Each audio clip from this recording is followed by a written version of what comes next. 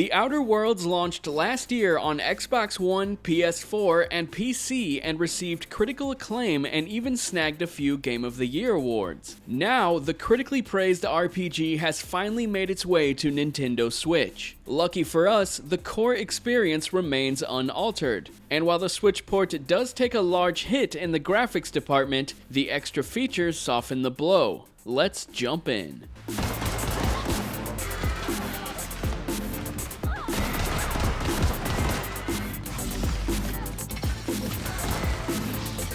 Getting straight to the point, the Nintendo Switch version of The Outer Worlds looks significantly worse than rival platforms. The developer claims it's in 1080p, which it very well might be, but it's really blurry. Most notably, the textures, lighting, and foliage in the world have all been downscaled. And you'll also notice there's been some reworks in the environments, with fewer trees and sometimes even fewer windows on buildings. I also encountered more bugs and glitches while playing on Switch compared to Xbox One. Luckily, nothing was game-breaking for me. It was mostly just funny bugs like NPCs doing T-pose or walking into a wall over and over. Aside from that, there's also significantly more pop-in on Switch. One positive thing I wanted to note was the character models still look pretty great. I was always impressed by them in the Xbox One version, and they barely lose any quality on Switch, and the facial animations are fully intact as well. While the Switch version isn't ideal in the graphics department, this version does offer some unique features. Portable mode plays great and only looks slightly worse than docked mode. Shrinking the game down on a smaller screen helps hide the blurriness and wonky textures present in the Nintendo Switch version. That's not the only bonus on Switch. It also offers gyro aiming, and it works great. I'm happy to say that I played the entire game this way and never grew tired of it. Seriously, gyro aiming is so underrated, I wish every game had it. While jarring at first, the graphics of The Outer Worlds were never where it truly shined, so it was easy to get past the graphical downgrade on Nintendo Switch pretty quickly. There are so many other great things the game has to offer. Your character awakens from cryosleep to find a strange fella on a mission to save other passengers who are still in hibernation.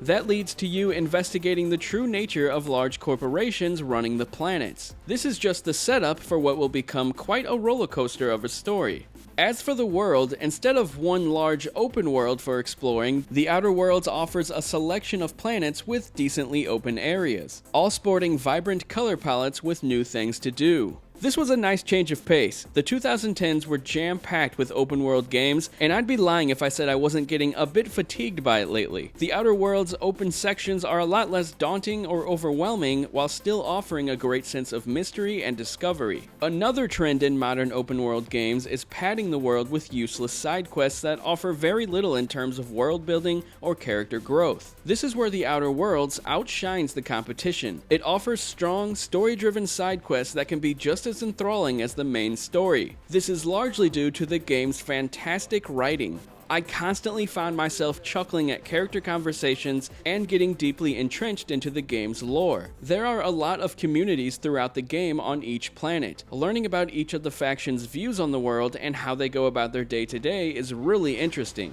I don't want to dive deep into the story details, but I will say this is a game you'll want to take your time with and think carefully before you make any big decisions. Half the fun of The Outer Worlds is recruiting new companions and learning more about them through their companion quests. Each character has a distinct personality that you may or may not like, but even the characters I wasn't very fond of, I was still intrigued by their side quests. Every time I tried to focus on the main story, I kept getting pulled back into a side quest just to see how the story played out. The writing is simply that damn good. Despite the gunplay being somewhat generic, the mechanics feel pretty smooth, especially for this type of RPG. Luckily, some cool abilities spice things up a bit. You quickly learn the ability to slow down time to maneuver around the map, taking down enemies in slow-mo. Using this slowdown mechanic with different kind of weapons can be a blast. Speaking of, it's important to try new weapons in The Outer Worlds. You'll pick up a lot of different types throughout your journey, and if you stick to the same weapons, they will slowly decay and you'll run out of ammo. Mixing up the combat with all the different types of wacky weapons is amusing and kept things fresh. Each companion you bring into your crew has a special attack that you can use at any time during battle, from a deadly electric hammer to a portable turret that'll shred enemies into pieces. There are some awesome abilities that are a sight to behold. There are also some perks throughout the game that can come in handy on the battlefield, from speeding up your character to allowing you to use slow-mo for longer periods, and a lot more.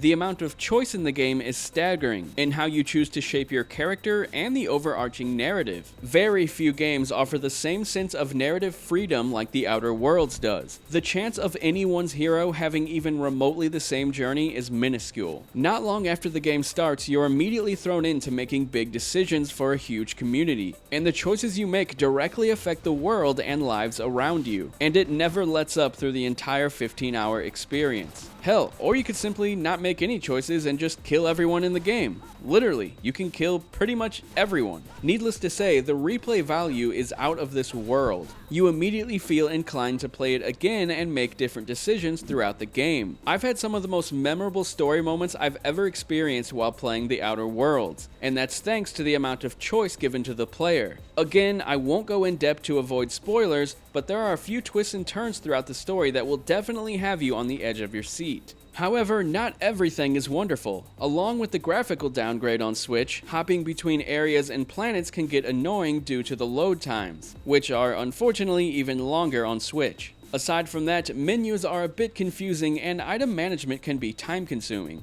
I also think it's odd that the game lets you make your own character and dress them how you please, but they virtually never show up in-game. The only time you see your character is in the pause menu. Why have a character creator in all different cool-looking gear if you never actually get to see your character, not even while you're talking to other people? It just befuddles me a bit, but I digress. The graphics and performance take a hit on Switch. That's obvious. If you can get past that, The Outer Worlds offers amazing characters, meaningful side quests, and incredible freedom to the player, all of which remain fully intact on Nintendo Switch. It's simply a must-play for RPG lovers. Thanks a lot for watching, guys. If you enjoyed this video, please hit that thumbs up. If you didn't, hit that thumbs down. And if you're feeling really generous, be sure to hit that subscribe button. Thanks a lot, and I will talk to you guys later.